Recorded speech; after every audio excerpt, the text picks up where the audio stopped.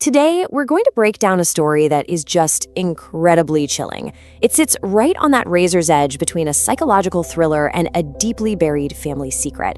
It's really all about perception, reality, and this impossible choice that just keeps echoing down through the generations.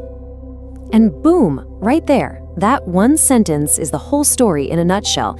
It just drops you right into the heart of the mystery, into a world where what one person sees, their absolute reality, is in direct conflict with everyone they love and trust. So what do you do when your own eyes betray you? Or maybe even worse, what if they're the only things telling you the truth?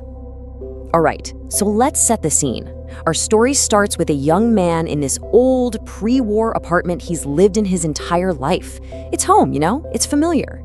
But down at the end of a long, dark hallway, something is very, very wrong. And what's so effective about this is that it's not some big, scary, gothic door with chains on it. No, it's just a door. Plain, white, wooden. And honestly, that's what makes it so incredibly unsettling.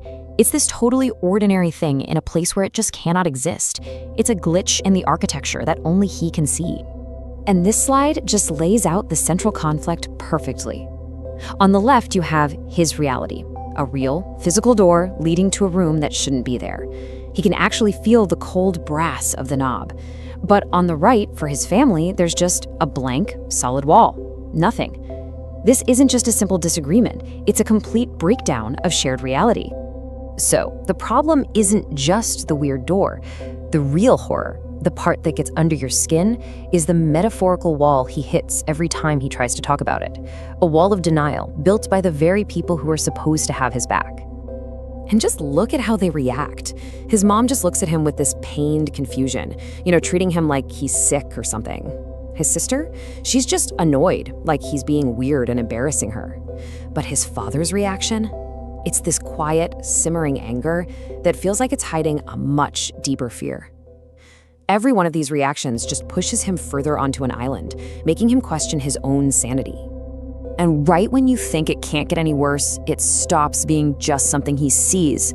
Now it's something he hears. It starts out small, faint scratching, the kind of thing you could just write off as a mouse. But then it escalates. It turns into frantic scraping, like fingernails on wood. And then muffled human cries, and finally, distinct whispers, begging, "Help me." Suddenly, the door isn't just there, there's something alive behind it.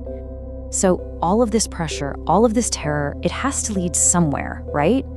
After years of him just suffering in silence, one single moment of crisis just completely shatters the family's denial and forces this long buried secret right out into the open.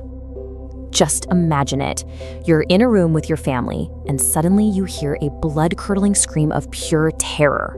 A shriek so loud it feels like it's splitting your skull open, but nobody else even flinches. That's the breaking point. He runs out of his room, just begging them to hear it, to do something. And his raw desperation finally cracks his father's steely composure. And with those words, everything changes. In a single second, he's validated. He's not crazy. This is real. And not only is it real, it's happened before. It's generational. This one sentence completely unlocks the entire hidden history of his family. So his father finally breaks down, goes to a closet, and pulls out this old, dusty footlocker. And inside is the proof, a leather-bound journal. It belonged to a great uncle that nobody in the family ever talked about. And this journal holds the key to everything. As he reads the journal, it's just this horrifying echo of his own experience. It's almost the exact same timeline. In just a couple of months, his great-uncle goes from, that's a weird door, to being completely consumed by the sounds behind it, all while his family, including our narrator's own grandfather, just dismisses him as insane. And this is the end of the journal. This is the last chilling entry. He was so convinced people were trapped behind that wall that he finally took a hammer to it, trying to break through. And for that, they had him institutionalized for the rest of his life. He chose to fight the door, and it absolutely destroyed him. So now, with this history finally out in the open, this phenomenon finally gets a name. It's not a ghost, it's not a delusion, It's something the family calls the burden, a tangible, inherited curse.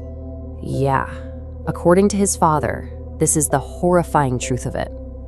It's like a parasite of perception.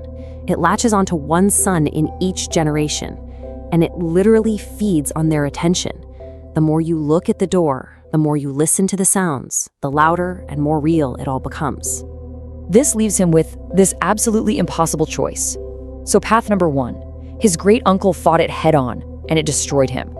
Path number 2, his grandfather, who saw what happened to his brother, chose to ignore it.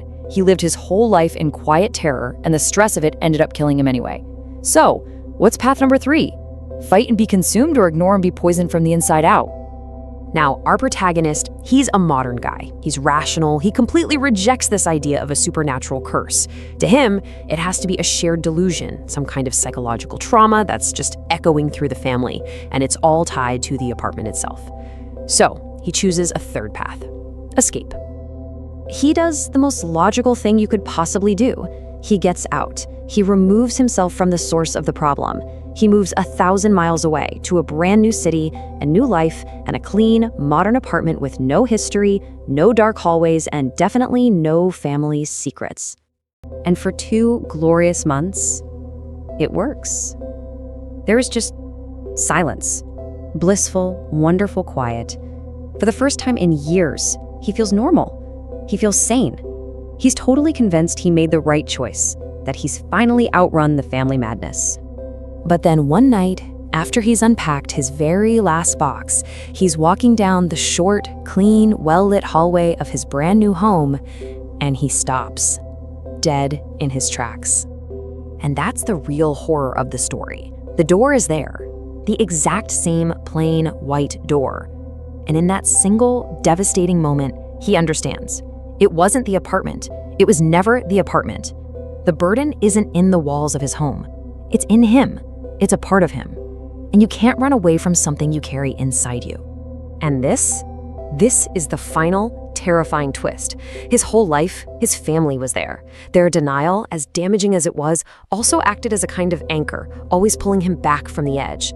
But now, he's 1,000 miles away. He is completely alone with the door, the whispers, and that same impossible choice. Which just leaves us with this final, haunting question. His father told him to be strong and ignore it, but his grandfather did that, and it hollowed him out from the inside. His great-uncle was strong enough to fight it, and it got him locked away forever. So when the monster you're fighting is literally a part of you, what does being strong even mean? Does it mean ignoring it, fighting it? Or maybe it means finally opening the door?